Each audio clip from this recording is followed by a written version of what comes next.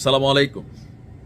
গতকালকে থেকে প্রত্যেকেরই কনসেন্ট্রেশনটা যেটা আমরা ফোকাস করছি যে আরব বিশ্বের 7টা দেশের যে বৈঠক চলছে সেই বৈঠকের পর গণমাধ্যমে যে নিউজ আসছে ভয়ঙ্কর কিছু ঘটতে যাচ্ছে। কেউ বলছেন যে আরব ন্যাটো বাহিনী ঘটাবে অথবা তৈরি করবে, নেতৃত্বে কে থাকবে এ নিয়ে যখন আলোচনা চলছে, এর মাঝখানে মজার ঘটনা হচ্ছে আরবরা কিন্তু ভাই মিসাইল মেরে দিছে। তবে এই মিসাইল আবার চোখে দেখা যায় না।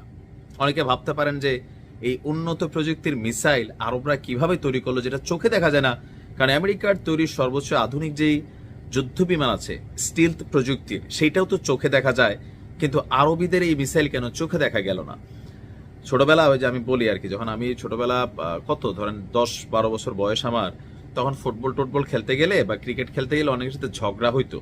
তো ঝগড়া যদি বড় কারোর সাথে হইতো, আমার থেকে বয়সে বড় বা শক্তিশালী, তো ঝগড়ার একটা পর্যায়ে ধরেন যদি বুঝতাম থাবর চটকানা খামো অথবা মাঝে মাঝে খাইতামও ধাক্কা ধুক্কা, রিপ্লাইটা কিভাবে দিতাম ঠিক আরবরা এই রিপ্লাইটাই দিছে। মানে আমি করতাম কি, ধরেন মাঠের এক পর্যায়ে চলে যেতাম একদম লাস্টে, বাড়ির রাস্তা আগে ফিক্সড করতাম, কইরা ওইখানে যাইয়া তারা 2-4টা চোদ ভাড়াং, মানে কুমিল্লার ভাষায়